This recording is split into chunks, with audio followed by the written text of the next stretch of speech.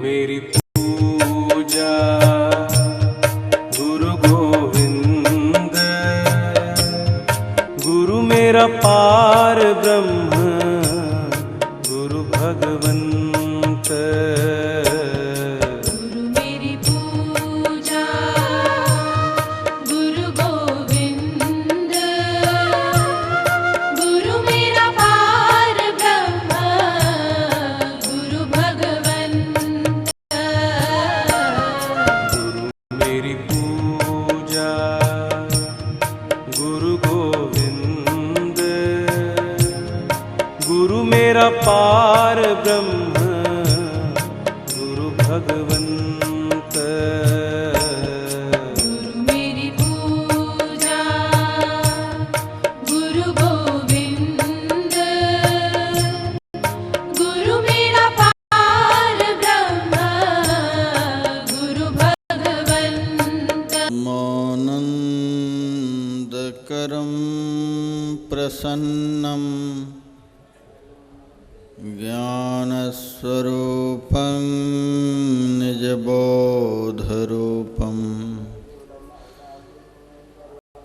योगीन्द्रमेड्यं भवरोगवैद्यं श्रीमद्गुरुं नित्यमहं नमामि। यस्याङ्घ्रिपङ्कजपरागपरप्रभावात् भूत्वा कृतिकृतिमतां श्रुतिमाचरामि, तं सद्गुरुं सततसर्वसुखं सदग्र्यं वन्दे सदा विमलबोधघनं विचित्रं।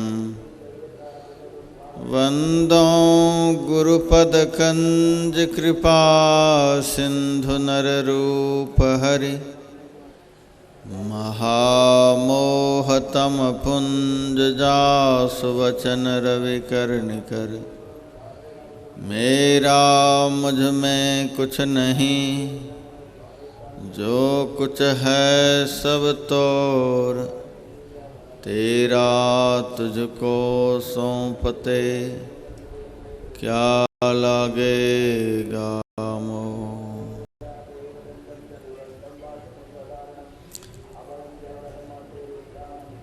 मंचस्थ सम्माननीय साधु समाज, मानव जीवन का सबसे महत्वपूर्ण कर्म करने हेतु पधारे हुए सत्संग प्रेमी सज्जन वृंद, माताओं तथा बहनों,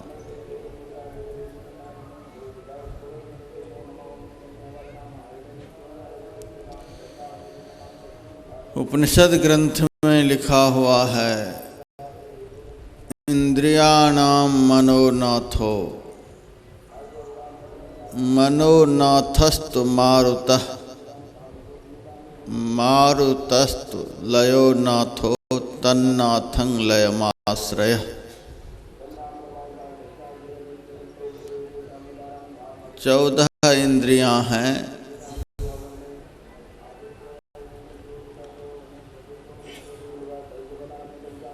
चौदह इंद्रियों के जो स्वामी हैं उसका नाम है मन।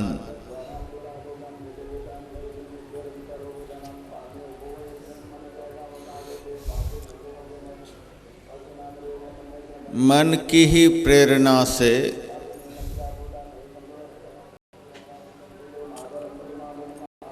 समस्त इंद्रियां संचालित होती है।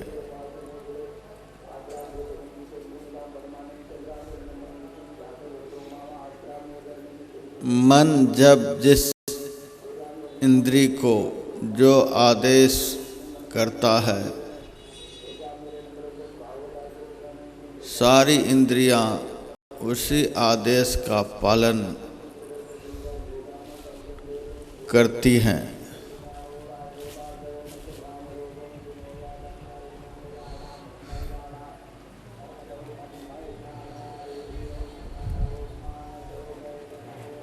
इसीलिए सबकी जड़ में जो मन है, सबका बल प्रदाता जो मन है, सबका स्वामी जो मन है, सबको नचाने वाला जो मन है,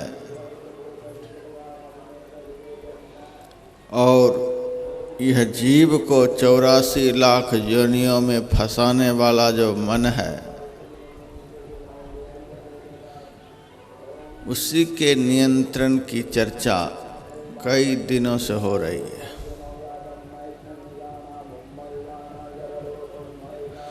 कबीर साहब की वाणी में है, 5 चोर के राव पकड़ सो लीजिए, जाऊं यह आवे हाथ छाड़ नहीं दीजिए।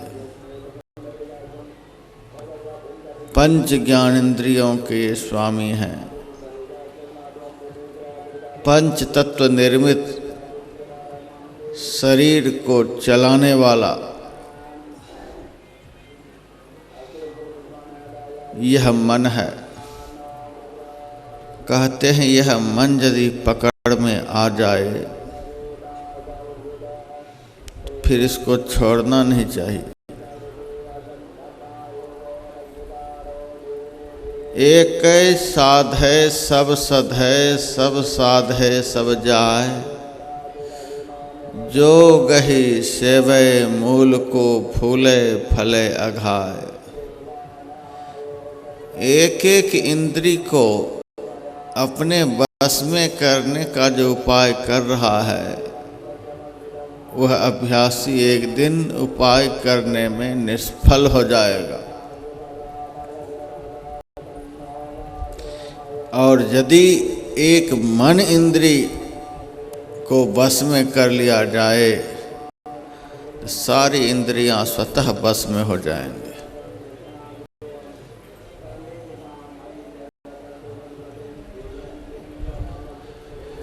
महाभारत में एक राजा का चरित्र है, उसका नाम है अलर्क।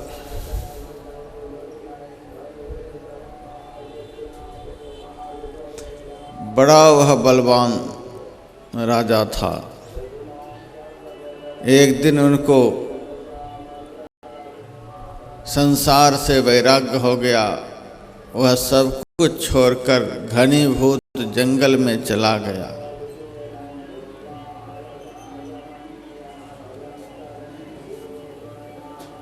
जब वह भजन करने लगा तब उसको बड़ी भूख सताने लग गई। उनको बड़ा दुख हुआ, इस भूख के कारण हम भजन नहीं कर पा रहे हैं, इस शरीर को ही हम खत्म कर देते हैं। धनुष पर बाण चढ़ाया और अपने शरीर पर प्रहार करना चाहता है। तब तक आकाशवाणी होती है, मूर्ख राजा, शरीर को मारने से थोड़े भजन बन जाएगा। जिस चंचल मन के कारण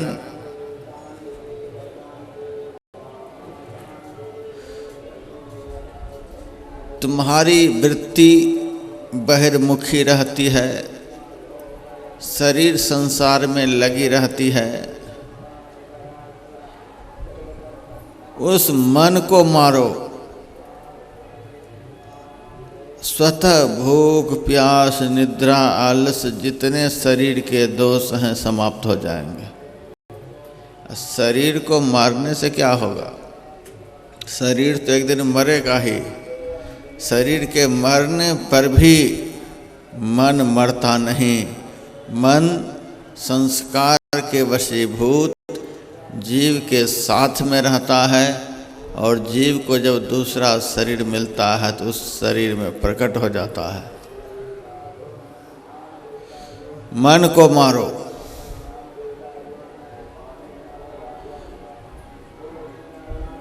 आकाशवाणी सुनकर फिर वह भजन में लग गया।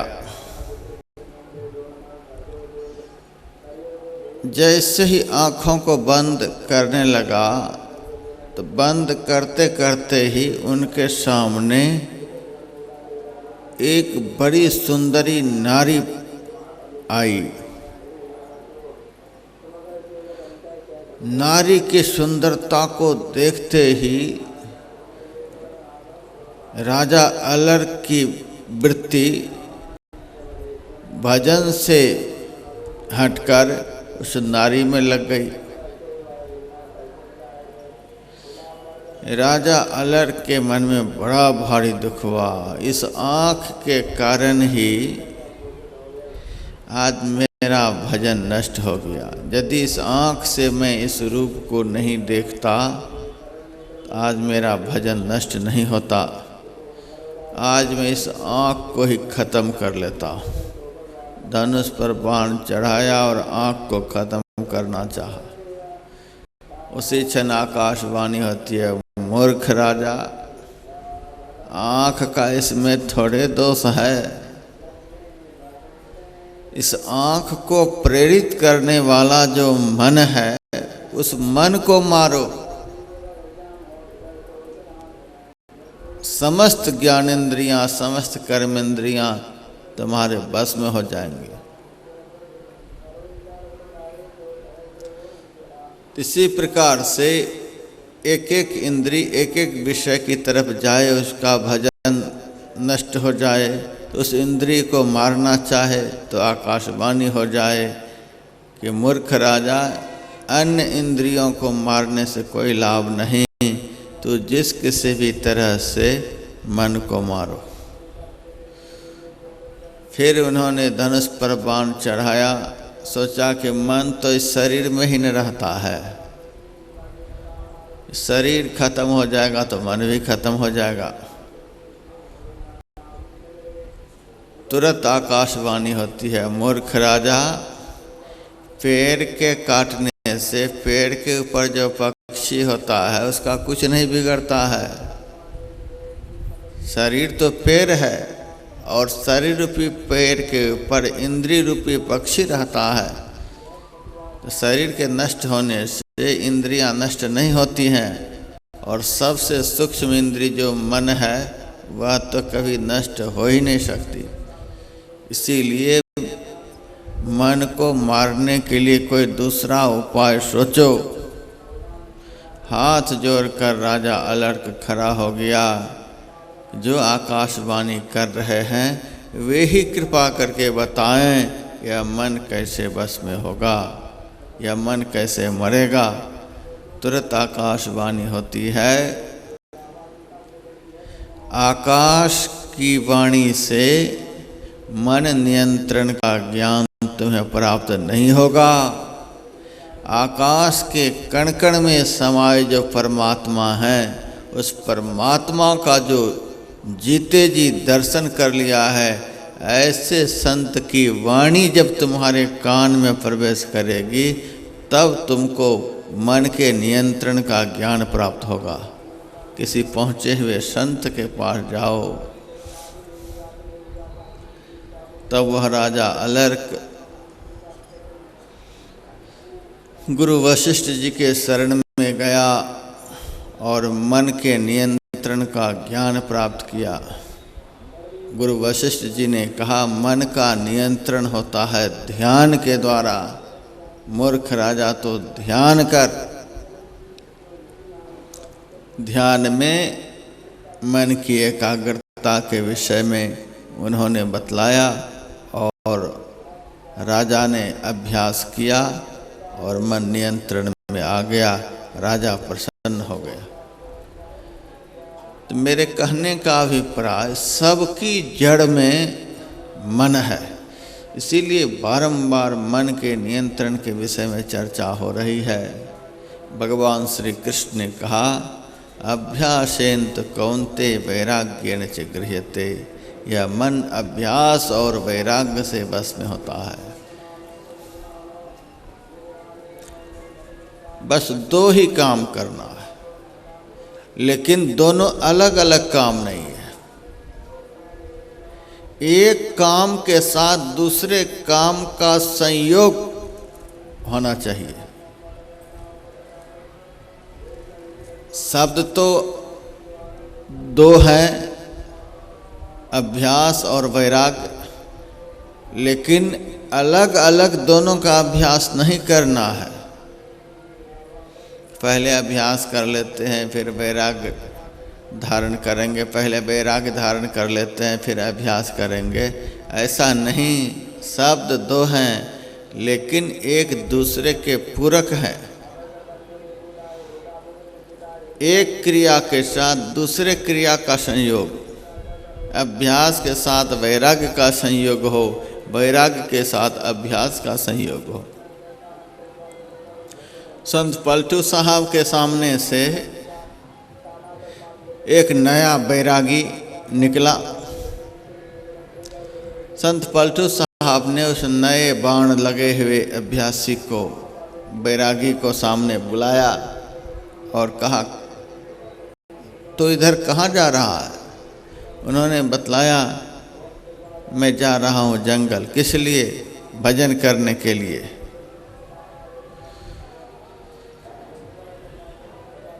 पलटू साहब ने कहा, क्या घर में भजन नहीं होता है? उस बैरागी ने कहा, घर में भजन कैसे होगा?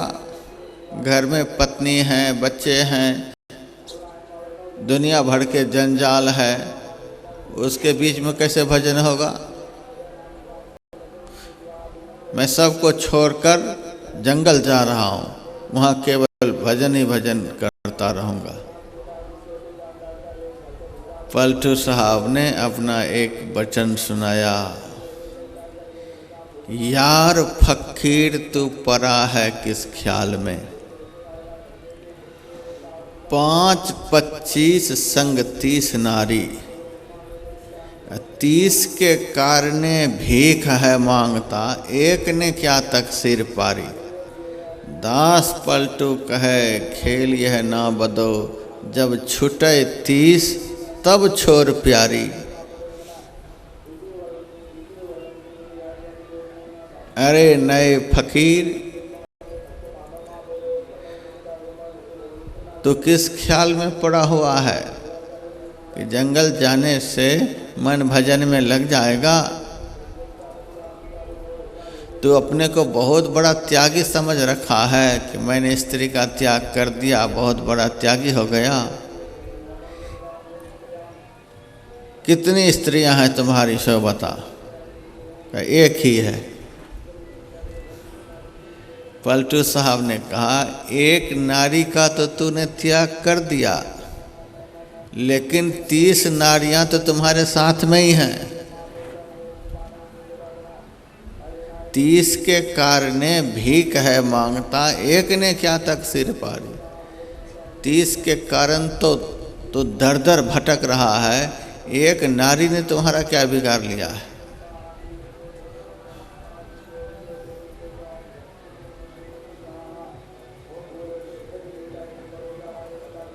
बैठाइए उसको।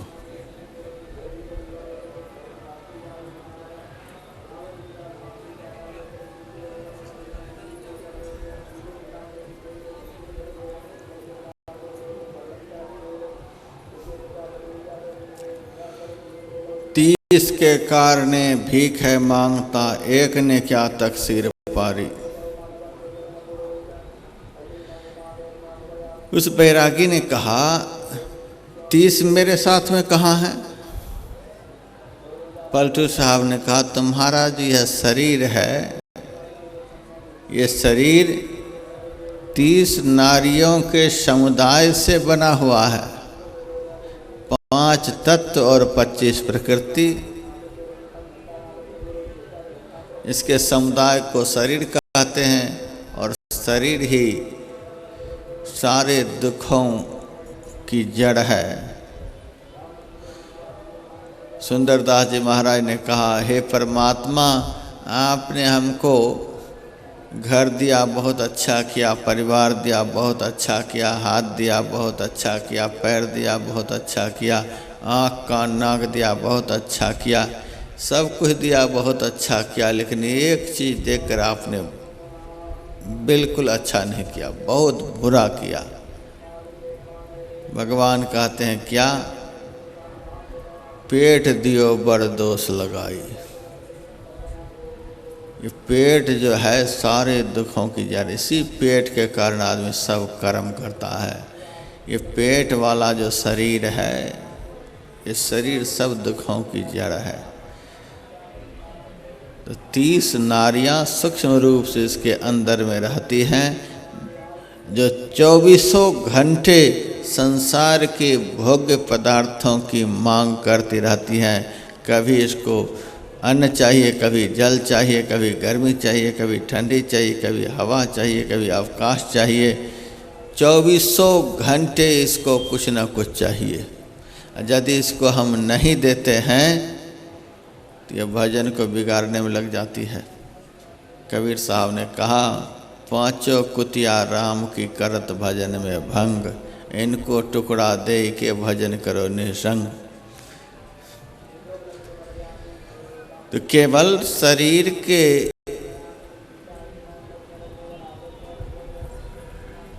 त्यागने से कोई पूर्ण त्यागी नहीं हो जाता। केवल कोई घर को त्यागने से पूर्ण त्यागी नहीं हो जाता। केवल स्वजन संबंधियों को त्यागने से कोई पूर्ण त्यागी नहीं हो जाता। इन सब में जो मन की आसक्ति है, उस आसक्ति का त्याग हो जाए तब वह सच्चा त्यागी है, तब वह सच्चा वैरागी है।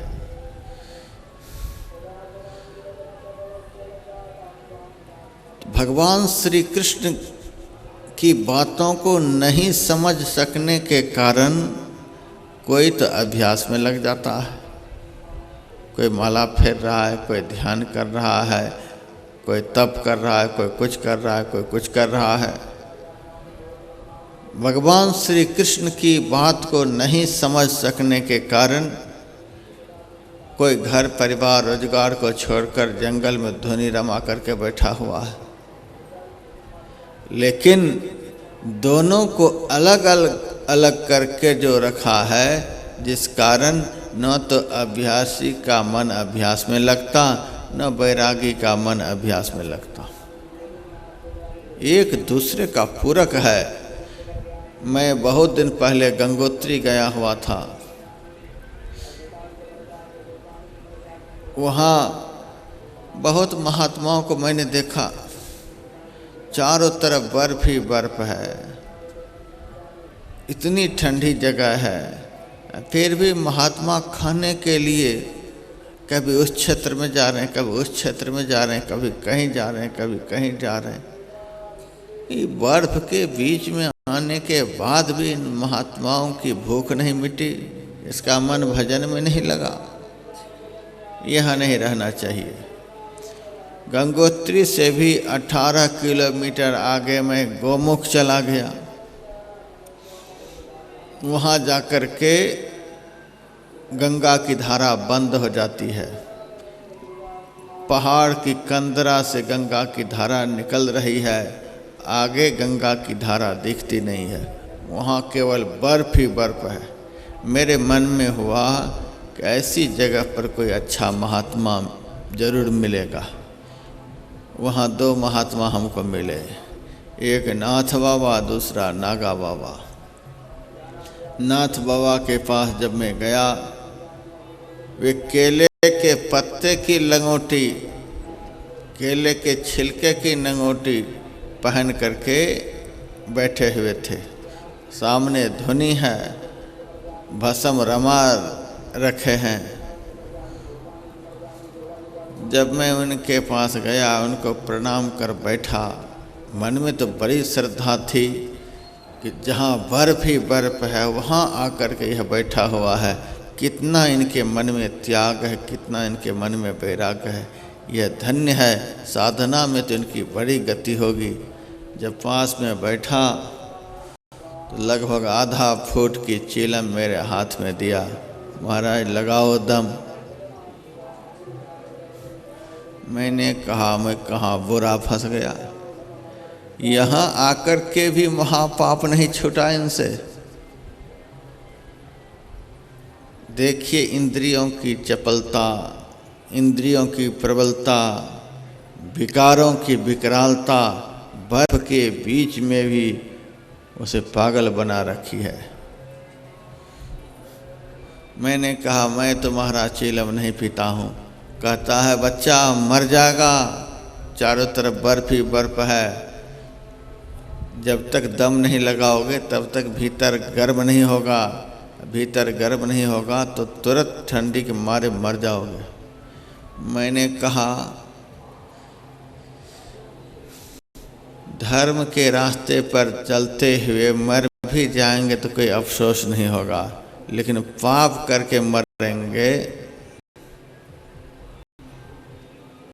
तो बड़ा भारी अफसोस होगा। पाप करते हुए 100 कल्प तक भी जीते रहेंगे तो जीना भी मरने से बदतर है। धर्म के मार्ग पर चलते हुए एक क्षण में भी मर जाएंगे तो मरना भी मोक्ष से भी बढ़कर आनंददायक है। हम तो महाराज नहीं ग्रहण करेंगे, जा यहाँ से। बहुत बड़ा महात्मा बना है, फटकार करके भगा दिया। फिर मैं गया नागा बाबा के पास। नागा बाबा तो ऐसे ही थे, उनके पास तो लंगोटी भी नहीं, धोनी रमाए हुए हैं, शरीर में भस्म लेपन किए हुए हैं। उनके पास जब मैं बैठा तो केतली से निकाल करके 1 कप चाय बढ़ाया। चाय में वह अफीम वगैरह दे रखा था। मैंने कहा मैं तो चाय नहीं पीता हूँ। अरे बालक तू नया नया महात्मा बना है, चाय पी लो नहीं तो मर जाओगे ठंडी में। मैंने एक बार पूछा इस चाय में क्या सब दिए हो? पत्ती दिया हूँ, दूध का पाउडर दिया हूँ, चीनी दिया हूँ, अफीम दिया हूँ। इसी गर्मी के मारे तो मैं बर्फ में रहता हूँ।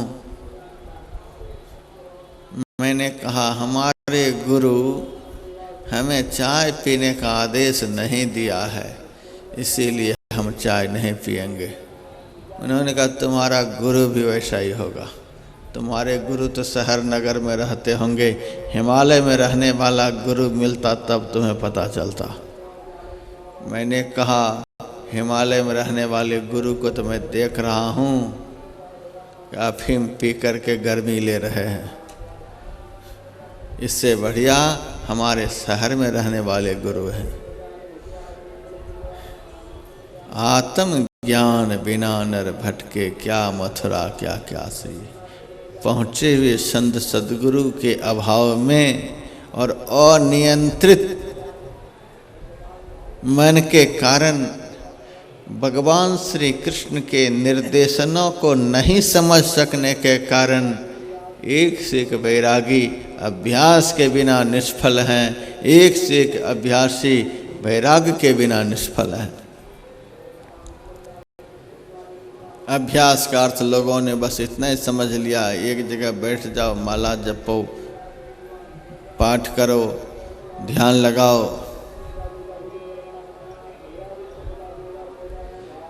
और वैराग्य का अर्थ इतना ही समझा कि घर परिवार को छोड़कर कहीं चले जाओ। गीता में दोनों श्लोकों पर, दोनों शब्दों पर भगवान श्री कृष्ण ने एक एक श्लोक अर्जुन को सुनाया है। अभ्यास किसको कहते हैं, वैराग्य किसको कहते हैं। संत भगवंत समाज को भ्रमित नहीं करते। धार्मिक प्रदर्शन करने वाले जो पाखंडी हैं वे ही समाज को भ्रमित करते हैं। समाज को वह ज्ञान देते ही नहीं जिस ज्ञान से समाज को सही रास्ता मिले। भगवान श्री कृष्ण अभ्यास किसको कहते हैं समझिए। यतो यतो निश्चरति मनश्चंचलमस्थिरम ततस्ततो नियम्ये तद आत्मन्ये वशम नयेत। यह चंचल और अस्थिर मन जहाँ जहाँ जाता है वहाँ वहाँ से लौटा लौटा कर इसे अपनी आत्मा में लगाना चाहिए।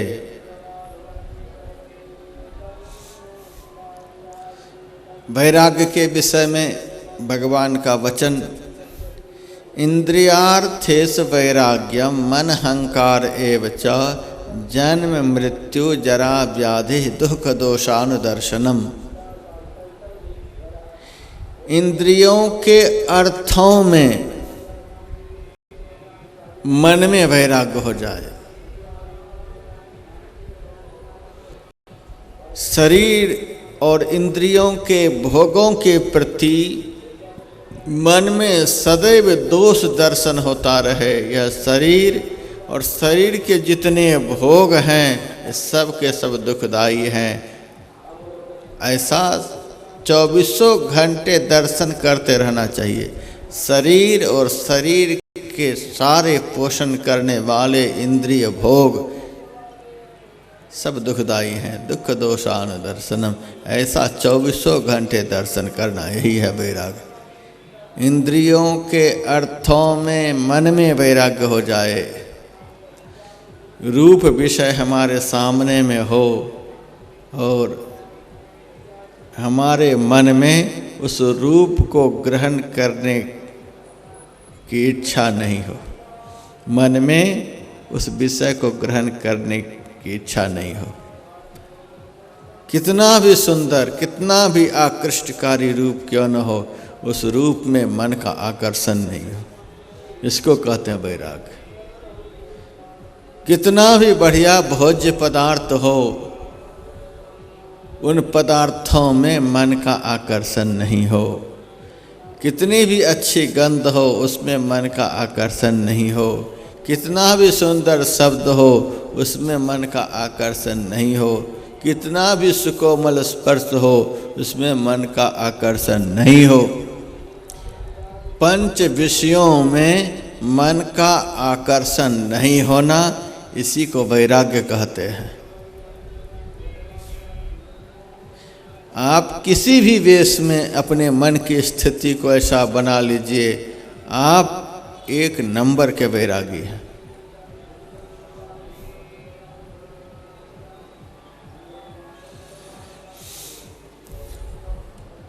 महाराज प्रताप रुद्र उड़ीसा के राजा थे। चैतन्य महाप्रभु के पास गए। चैतन्य महाप्रभु से उन्होंने पूछा, महाराज सुनता हूँ संत महापुरुषों की सारी इंद्रियां उनके वश में होती है, क्या यह बात सत्य है? कहा बिल्कुल सत्य है। मुझे तो नहीं लगता कि इंद्रियां वश में हो सकती है, यह वश में होने वाली चीज ही नहीं। चैतन्य महाप्रभु ने कहा इंद्रियां वश में होती हैं, तुम्हें विश्वास नहीं है तो परीक्षा ले सकते हो। किस तरह से परीक्षा लूं? चैतन्य महाप्रभु ने कहा थोड़ी सी चीनी ले आओ और हमारे जिह्वा पर रख दो। चैतन्य महाप्रभु की जिह्वा पर चीनी रख दिया। 1 घंटा तक चैतन्य महाप्रभु जीभ को बाहर निकाल कर रहे। 1 घंटा जब पूरा हो गया, जीभ को नीचे कर देते हैं और चीनी सूखी की सूखी नीचे गिर जाती है।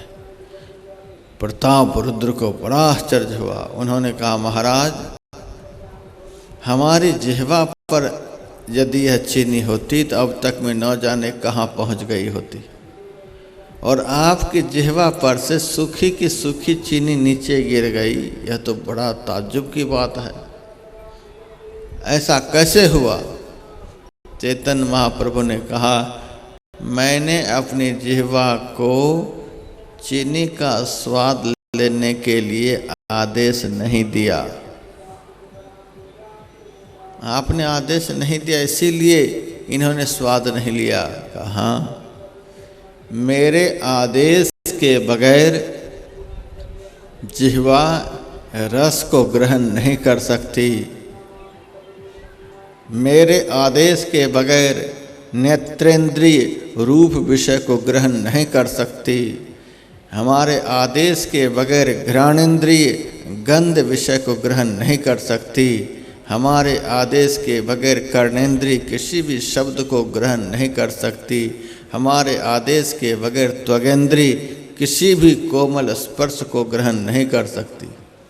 हम जब आदेश करेंगे तभी कोई इंद्रियां किसी भी विषय को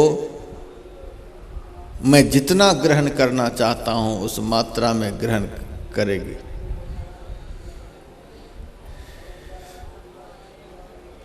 महर्षि रमन के जन्मदिन पर बहुत जगह से संगीत गाने वाले आश्रम में आए। सुबह से ही संगीत आरंभ हो गया। महर्षि रमन के लिए तखत लगा दिया गया। उस तखत के ऊपर महर्षि रमन बैठे हुए हैं। सुबह से शाम तक एक से एक कलाकार भजन गा गा कर संगीत सुना सुना कर चले गए और महर्षि रमन ज्यों के त्यों बैठे रहे। समाप्ति के बाद आश्रम के व्यवस्थापक ने महर्षि रमन से कहा, भगवान बड़े बड़े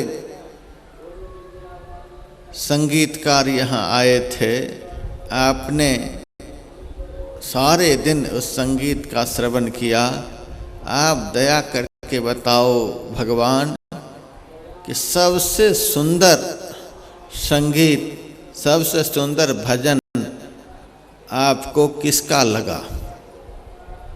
आप जिसके लिए निर्देश करेंगे अगले कार्यक्रमों में उसी को हम बुलाएंगे। महर्षि रमन ने कहा, मैंने तो भजन सुना ही नहीं, मैंने तो संगीत सुना ही नहीं। व्यवस्थापक ने कहा, मैंने प्रत्यक्ष में देखा कि सारे दिन आप बैठ करके सुन रहे हैं और कहते मैंने तो सुना ही नहीं। आप सोए भी नहीं थे, बिल्कुल जगे हुए थे। महर्षि रमन ने कहा, मैंने संगीत नहीं सुना, ये सब के सब संगीत गा रहे थे, मैंने नहीं सुना। ये सब के सब गीत गा रहे थे, फिर आप क्या सुन रहे थे। महर्षि रमन ने कहा, हम ऊपर की गीत को सुनते हैं, ये लोग नीचे से गीत गा रहे थे, ये लोग नीचे से गा रहे थे। हाँ, इन लोगों की जो आवाज़ थी वो नीचे से ऊपर की तरफ आ रही थी। नाभि से आवाज़ की उत्पत्ति होती है। नाभि की आवाज़ को परावाणी कहते हैं। फिर वह वाणी हृदय में ठोकर खाती हुई ऊपर आती है, तो हृदय की वाणी को पश्चंती वाणी कहते हैं। फिर वह आवाज़ ऊपर आती है, कंठ में ठोकर लगाती हुई ऊपर की ओर बढ़ती है। कंठ में ठोकर खाकर जो आवाज़ ऊपर की ओर बढ़ती है उसको मध्यमा वाणी कहते हैं। और मुंह होकर के जो वाणी बाहर निकल रही है उसको वैखरी वाणी कहते हैं। ये चार वाणियाँ जो हैं प्रत्येक मनुष्य के नीचे के भाग से निकलती रहती है। हमारे गुरुदेव ने कहा, राम नाम अमर नाम भजो भाई सोई, सोई सत धुन सब घट घट होई। परा न पश्यंती न मध्यमा न वैखरी, वर्णात्मक हत धुन नहीं कोई।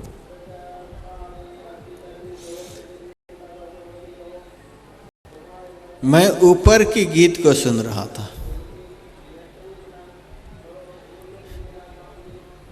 जो आवाज ऊपर से प्रकट होकर नीचे की तरफ आ रही है उसको ध्वन्यात्मक शब्द कहते हैं। ध्वनि आत्मक, ध्वन्यात्मक, उसको आत्मा की आवाज़ कहते हैं। हम 24 घंटे अपनी आत्मा की मधुर आवाज को सुनते रहते हैं। ये तो नीचे की देह से उद्भूत आवाज है और हम आत्मा से उद्भूत आवाज को सुनते हैं।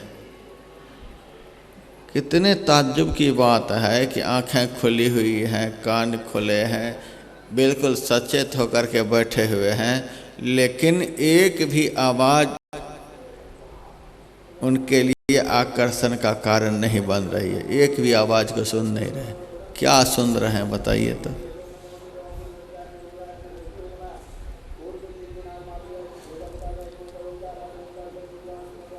संत नरसिंह मेहता कहीं जा रहे थे, रास्ते में बड़ा ही सुंदर नृत्य गीत हो रही थी। एक गायिका गा भी रही थी, नाच भी रही थी। बहुत सारे लोग बैठे हुए थे, सुन रहे थे, देख रहे थे। नरसिंह मेहता जाते जाते बहुत सारे लोगों के साथ वे भी पीछे में बैठ गए। सारे लोग देखने लगे। हम लोग तो संसारी जीव हैं, इसीलिए नाच गान देख सुन रहे हैं। ये महात्मा होकर के यहाँ आकर के बैठ गए। जब नृत्य समाप्त होता है तो लोगों ने नरसिंह मेहता से कहा, महाराज आप साधु महात्मा होकर गायिका के नृत्य देखते हैं, गाना सुनते हैं, हमें तो बड़ा अटपटा सा लग रहा था। नरसिंह मेहता ने कहा, तुम लोग क्या देख रहे थे सो बता। सारे लोगों ने कहा, हम उस गायिका को नाचते हुए देख रहे थे। गायिका में क्या आकर्षण था जो तुम लोग उस एक को देख रहे थे। सारे लोगों ने कहा, महाराज आप नहीं देख रहे हो गायिका कितनी सुंदरी है, उसकी सुंदरता में इतना आकर्षण है, कितने सारे लोग बैठ करके उनके नाच को देख रहे हैं। नरसिंह मेहता ने कहा, तुम लोग उस सुंदरी को देख रहे थे और मैं जिन्होंने उस सुंदरी को बनाया है उस परम सुंदर परमात्मा को उसके अंदर में देख रहे थे। देखिए कैसी दृष्टि है। एक आदमी रूप को देख रहा है और दूसरा आदमी रूप के अंदर जो अरूप समाया हुआ है उसको देख रहा है। इसी प्रकार से महापुरुषों का इतिहास है कि आँख है, आँखें खुली हुई हैं, लेकिन उनकी आँखें रूप को ग्रहण नहीं करती। कान है, कान शब्द को ग्रहण नहीं करता। जिह्वा है, वह रस को ग्रहण नहीं करती। इसको कहते हैं विषयों से वैराग्य।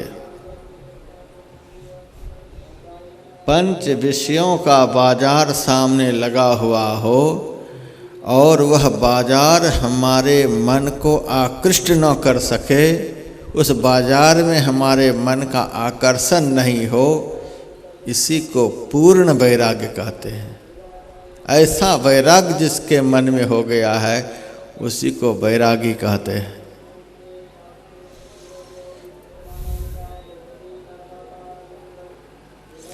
और अभ्यास करते समय, एक ही क्रिया में मन को लगाते समय, एक ही रूप में मन को लगाते समय, एक ही चिंतन में मन को लगाते समय बीच में दूसरा कोई चिंतन नहीं हो, इसी को अभ्यास कहते हैं। ऐसे अभ्यास करने वाले को श्रेष्ठ अभ्यासी कहते हैं। भगवान श्री कृष्ण का आदेश है,